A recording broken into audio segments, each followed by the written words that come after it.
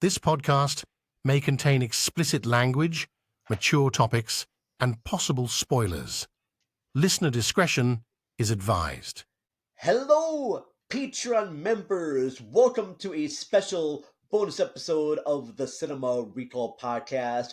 I am the Vern, and I brought back with me my good friend, even though he may not consider me his good friend after this, Christian Hurst, who we interviewed about his book, Starling, and the Voyage of the Salamander. Very cool stuff. Oh, we got a chance to check out the interview. Great, intriguing things. But I bought Christian back with me for a special bonus episode because Christian has now been stranded on a desert island. Oh dear. I'm sorry, he just said I got fed up with writing and now I'm going to go off and write my book in a desert island. But I want to know what stuff you would bring on this supposed desert island. And I'm going to start right now, since you are a writer. We're going to go with this list out of order here. Who would be the author or the series of books you would bring to this deserted island? Right. So I've played this game before. This is if I pick one author, I can have all their works, right? Or if I pick one all of their works, genre or whatever. Yeah. So I think for me, the writer would be Victor Hugo. So I'm a big fan of the classics, and I love Les Miserables was actually one of the first big novel I ever wrote. Whoa, that's amazing. Read. Whoa, you wrote it too. The first big, thick novel I ever read was Les Miserables when I was 14, believe it or not. So, but I love Victor Hugo's work. I still revisit it. And Ursula Le Guin, the sci-fi writer, I learned today that she was also inspired by Victor Hugo. So that made me feel a sense of superiority when I learned that. You were like, I read him first, right? I read him a lot younger than you did. I'm in good company, so that's cool. Victor Hugo. Okay, you mentioned Les Miserables, and I've heard about that because I saw the musical with Hugh Grant in there. So yeah, but yeah. And The Hunchback of Notre Dame, and you did that one too. Okay, I did. Well, Victor, I get all of Victor Hugo's works, right? That's nice. All right. Well, very cool right there, Victor Hugo, for your author. And now, if you had to have a musician or a band, the music of one artist over and over again, who is going to be there? It's easy for me. It's REM because I have loved their music since I was a little kid. Michael Stipe is a personal hero of mine and has inspired me as an artist my entire career, and they have a very broad library of music, and it kind of genre hops too. So I would never get bored. I just would listen to if I want something a little heavier, if I want something a little more poppy. Hey, it's all there with REM. I actually did you hooked up with one of my good buddies, Jason Soto and Lisa Leahy from Rabbit Hole Podcasts, because they are big REM fans. Oh, hey, I'm there, man. Jason Soto especially. I know they've done an episode about their favorite REM songs. Okay, well, I'm obsessed, and I'm probably one of the few people my age who's obsessed with REM because I think it's mostly Gen Xers who are into REM, and I'm a little bit younger, but I just they've always just spoken to me. Other kids my age were listening to, Red Hot Chili Peppers, and I'm listening to, like Sidewinder Sleeps Tonight and stuff. So. That is very cool. I know of their songs, and I like a lot of their songs, but I wouldn't say I'm a full fan. I don't hate them. I love everything they have recorded. You know what? I think I may still have this though. Do you have a Laserdisc player? I do not. My dad has one. He does have one. Yeah. I think I have an REM Laserdisc. Oh my gosh, that's amazing. I may be able to send. I don't know if I still have it or not, but I think I may still. That's amazing. My collection to see if I do have that one or not.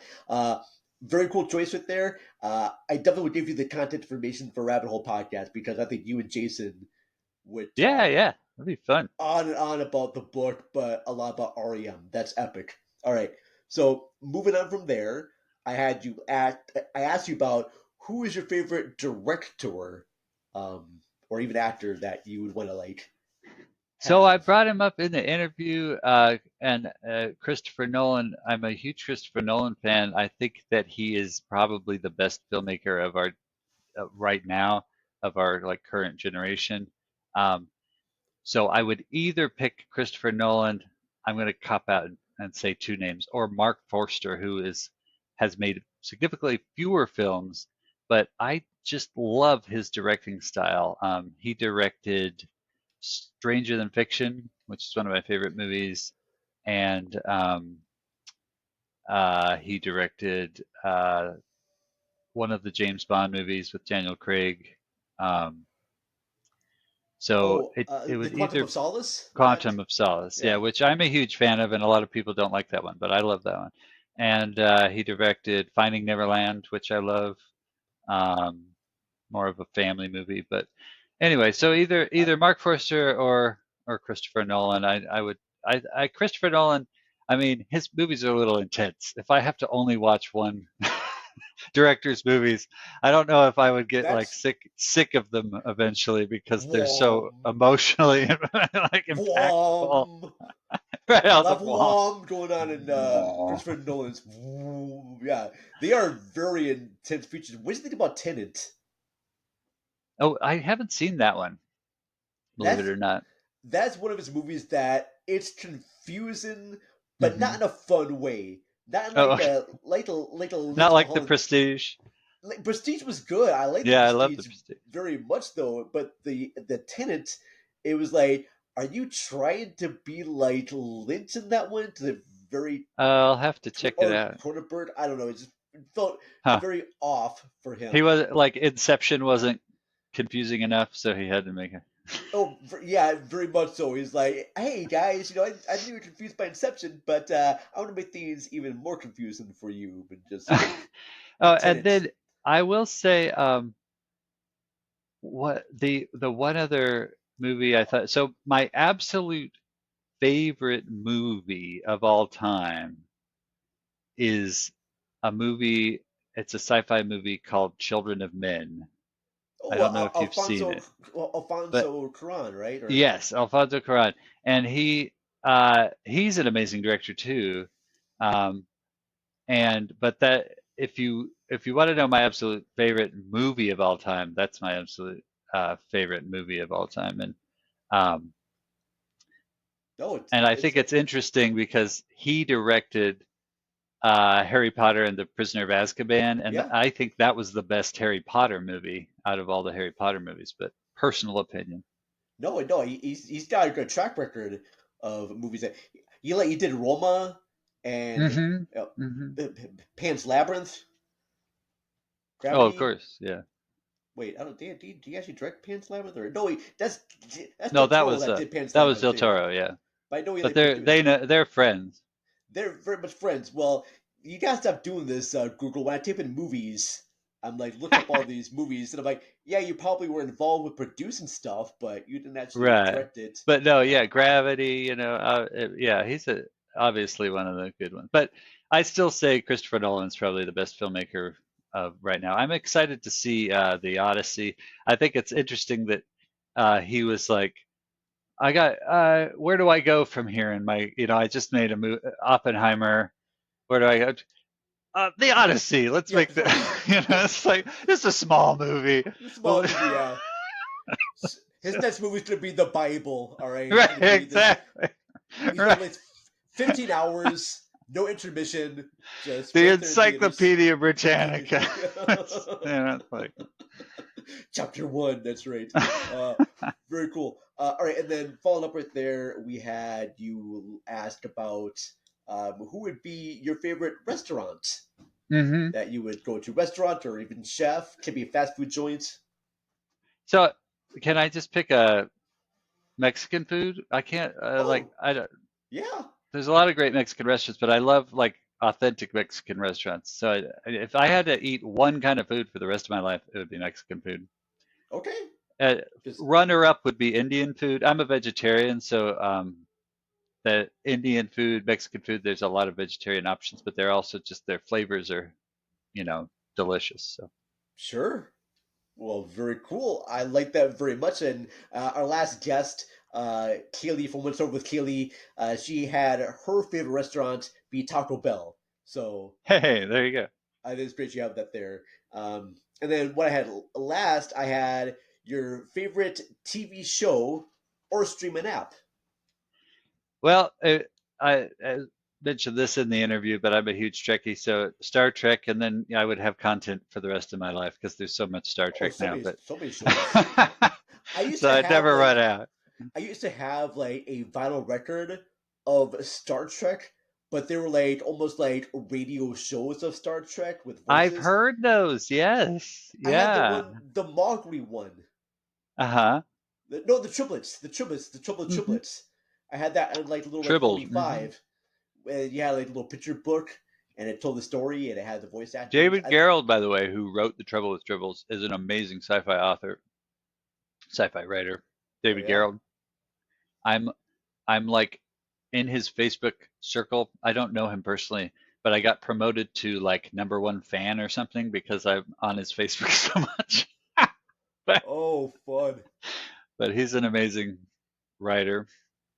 Oh, well, very cool. I'm not going to go into details about my list because it's the same for each one of these that I do. But for my favorite musician that I can listen to over and over again, it's Poppy. Look her up. Oh, Uh, my favorite author, and this is somewhat a controversial pick, but I do love his books, even though I don't like the guy himself. I'm doing Bret Easton Ellis. oh, okay, For a director, I have Quentin Tarantino. I could just watch all of his movies over and over definitely again. For restaurants, I had Devani's because it's a mixture of having hoagies or pizza and salads, and I like the different nice. foods I can have with that one. And then for TV shows, I had It's Always Sunny in Philadelphia, but also my Perfect. favorite streaming app right now is Tubi. Tubi Oh, has so many other like great shows on they do, there, yeah. and I love that very much. And they have a bunch of old sci-fi films from the past. I just watched one last night called Runaway with Tom Selleck, and he plays a cop hunting killer robots, not androids, just killer robots. And it's got Gene Simmons from That's Kiss hilarious. as Does like he have the this. mustache in it? Tom Selleck has a mustache, Yeah, and Gene Simmons plays like this hunter killer guy. He has his gun, whose that's bullets can hilarious. track people. It's got a very young Christy Alley in it as well, Funny. in there. So yeah, to be just great films. And I watched one that had John Travolta and Jamie Lee Curtis called Perfect, and it is less than perfect. They Yeah, may look. actually, I think I've seen that movie, and you're right, it's bad. It's But just dull. so speaking of Dwight, who referred me here, Oh yeah, yes. my brother, Our good he buddy and Dwight I, Hurst. Yes. we watched the Broken Brain podcast, by the way, Dwight Yes. Hurst, Broken Shop Brain Broken Bridge podcast. podcast. Yep. But he and I, growing up, would watch a different like terrible movie every Friday night. It became our tradition. We started with like Godzilla like Japanese monster movies, and Yeah. then we moved on to like other just ridiculously bad old movies, not necessarily B movies, but just like shit movies. And Sure. it became a tradition. So I've seen a lot of weird, terrible movies over the Oh years. gosh. Did you and your brother ever watch like USA Up All Night or Joe Bob's Monster Vision Hmm. Yeah, the second growing up one, but there? yeah, Remember those shows that all those well, yeah. very cool stuff. I love it. Christian, I feel like I just taught you more and more about different type of like B movies and whatnot, and get your Yeah, influences of from that as course. well. Have me But this back has been a anytime. huge honor. So, Christian, I know you plugged your stuff before on our main show, but go ahead and just plug your stuff here on our bonus episode. Tell them about you, your book, and where they can find you. Yeah, check out Lily Starling and The Voyage of the Salamander. It's available wherever you want to buy books. And if you want to hound your local bookstore or Barnes and Noble and tell them to carry it, they can. It's on. They can order it. But you can find me at churstpublishing.com or on Instagram or TikTok at churstpublishing, or pretty much you can Google me and I show up. Really, just automatically you Google Christian and you knock on the door right there, and there you are. That's right. Christian Oh, Hurst, author, Christian Hurst, designer, Christian Hurst, Salamander. I'm all over the internet. I love it. That's epic, man. All right. Well, thank you everyone for watching this bonus episode. This is exclusively for our Patreon supporters, Patreon members, patreon.com/Cinema Recall Pod. If you can't commit to being a Patreon member, buy us a coffee. Buy us a coffee. There's going to be a links in our show notes because I don't remember the actual name of it as I speak. In the meantime, I want to give a small little shout out to all of our wonderful Patreon members. You paid for membership on here, you should get a shout out. So right now, I'm gonna give a big shout out right now to Jeanette Miller over at AKA Jeanette. Thank you very much, Jeanette. Check out her voice work and our Reservoir Dogs audio drama, as well as our Nate of the Living Dead audio drama, as well as other episodes we've done. Jen McQuaid from Shot and Applaud. Jen, when is Shot and Applaud coming back? Because you are just amazing shows, and I miss your guys' content very much. So thank you, Jen. Jason Soto from Rabbit Hole Podcast. Jason's been a huge supporter. I'm hoping to have Jason Soto and Christian talk about their favorite REM songs and do an episode of that as well. Steve W. Steve, you don't have a website. You don't even have social media presence, but Steve, you're epic. Yeah, you help pay money for the podcast, and I love you very much. Thank you, Steve. Matt and Ashley from Mashley at the Movies. Thank you very much, gentlemen. I love your reviews.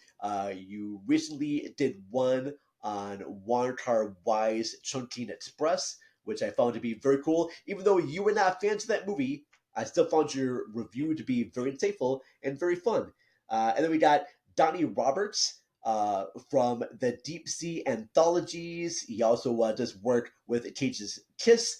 Donnie's been on our past episodes doing Donnie's Choice. He'll be back on our later episode happening soon. So stay tuned for that. Him, along with other people, will be part of this great episode. And then lastly, Linda Castro from Bed Knobs and Broomflits. Thank you very much, Linda. Thank you all the individuals. If you want to be like these cool people, please go to patreon.com/Cinema Recall Pod. I'll post links in the show notes. And that is it right now for Cinema Recall. And I love you all very much. Later, everyone.